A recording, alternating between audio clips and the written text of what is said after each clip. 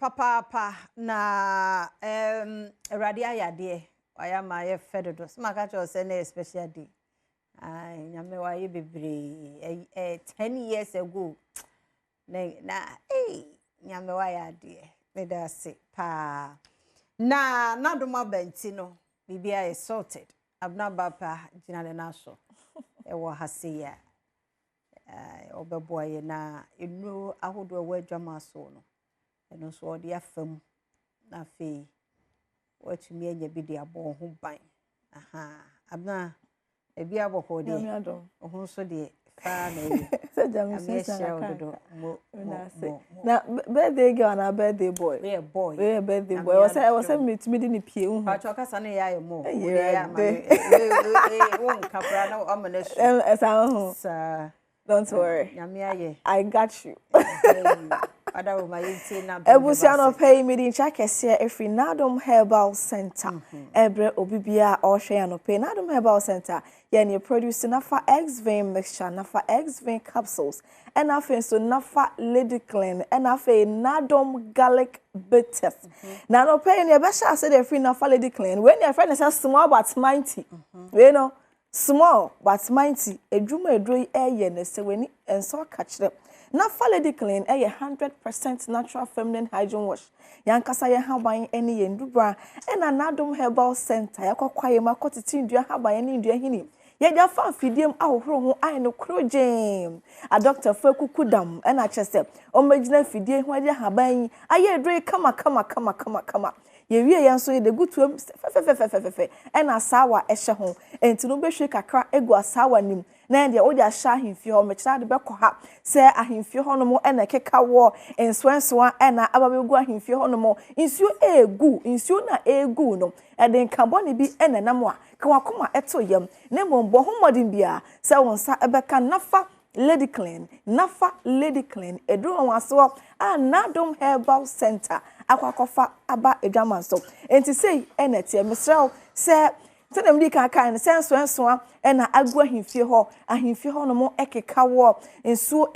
nsuo na no e den carbon bi na nam akoma to yam na mombo modem se wonsa ebeka nafa lady clean say na tie enti na just box num kama sawa ehye ho to behwe kakra egu asawa ni obu ono mo de ade ehye no ho a oba feel uncomfortable enti pa behwe egu kwati na the west squeeze oba mia kakra ho na nsuo no egu ebe yedwuma na kama ede ama entina ho ma na nyansa entina ho ma na nye too late ansana wape ho pumasi bre sisi ati minken pharmacy shop herbal shop bia beko bia no obenya bi ato mententina ho ma na nye too late entina ho ma nka no emro so ansana baka so o sabna na no ha bedu na edo na sa timi so sisi ati minkan bo madem se wonsa ebekebu on ma kwa na partner kora na ne yam ehyehyem because omu hie wi a na ote yawo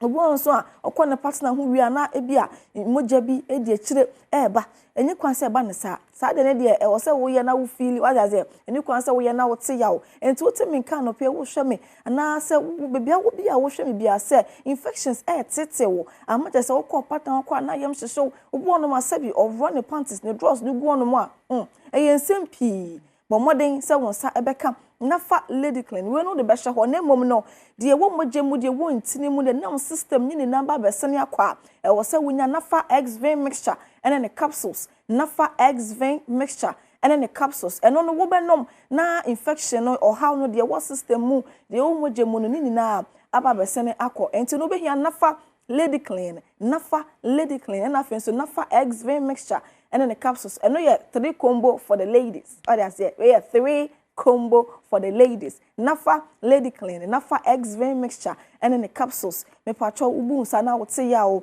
ukojen ficho so kodwon so obabu okodwon so na dwon so no e banketin na fe na ya se ho no ehye no na dwon so ne banketin na ahemfi ho no musa so keka no enso abegu wo enka ba ho cheze aho nipa ba akofo ho do ma ebisi ba sa na mkrom na wudwi adenti na wo se ba ne sa bo modern sa won sa beka nafa X vein mixture and in the capsules and afen so nafa lady clean enwa no ma no mkodwem no betena wo san afita na pakosi anajo yesa ma heat aba begina ne ho bo moden se won sa beka na fa X-Vein mixture ene ne capsules ebehwa aboa na yisa ha ni na afi ho no mo e de ama pempi na ya na meka se enwa no ma no ko eye SS na yen to we de audition ne bag manji enough space to be for man no fanko siesie no because most of the time infection do na ya chance here from senior high school no me patrol or kwa to we back mienu fashion ne bag na onfanko de ya ne se wako school no wanya infection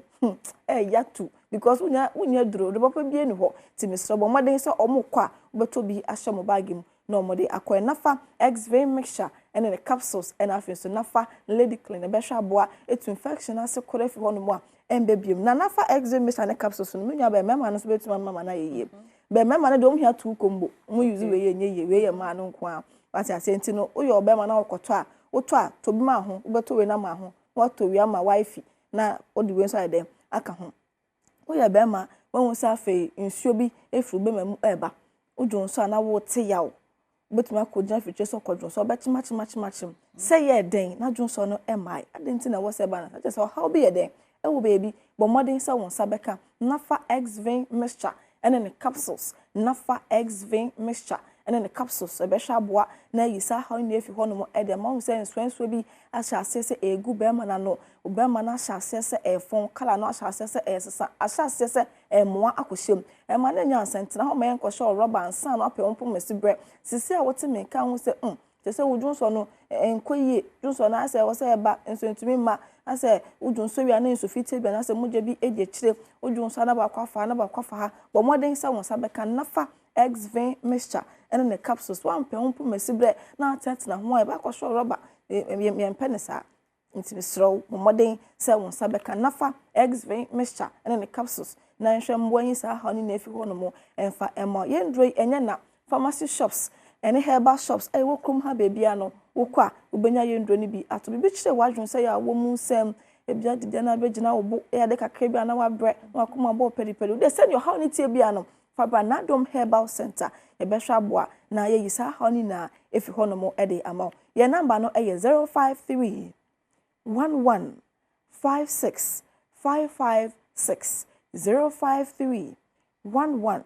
56 556 053 11 56 556 send your honey tea biano fabeda Nadom Herbal Center nyame adom indu papa ye wo ene mo ho aboche ne adade a ye wenti ne behwa boa na ye yisa honey na efi ho no mo e de ma se dem di kan nafa X-Vein mixture ne capsules no e mema no betumi anu mo kwa kotoma wife ya bo modern so beto nafa lady clean no e de aka ho ama no na esiesia ahemfie ho no mo na eye fi ne keka we na efi ho e de ama na wankasa wokọ oba no ho na so ho no mo eye kama wo be ma no kwa afili kwa cha oba no wajaze obi apa ye mema na mo fi anu mo kokro so mo kotompa bo a menye sure so betompa bo eso chen ope de be chena emi akama sa na tie obi apede ye obi apede achie obi ampa bi basabasa bia enti misra wo treat ho no treat wife so treat ho a treat husband what I say nafa X-Vein mixture nafa lady clean nafa X-Vein capsules ebehwa aboa na infection na efi ho no mo e de amount sinem di kan na enye na pharmacy shops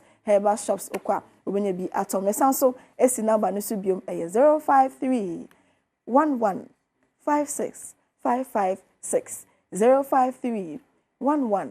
56 556 053 11 56 556 apomodem pa ema setena pa entimi do antena ha mayare engine pedua no emoso abra Nadom Herbal Center yadindu papa se abedwamanso yada si abena ntino Nadom Herbal Center na yete won kano mesro ko pharmacy ne herbal shop bi ebe o na kwaje odie se beya obitimi siesie ho kama na pedua no so aye kama fefefe na mi sure so be ne sa fa number no na frɛ won yankomra na ye ba mo ba ko bi so ho hia pa ento so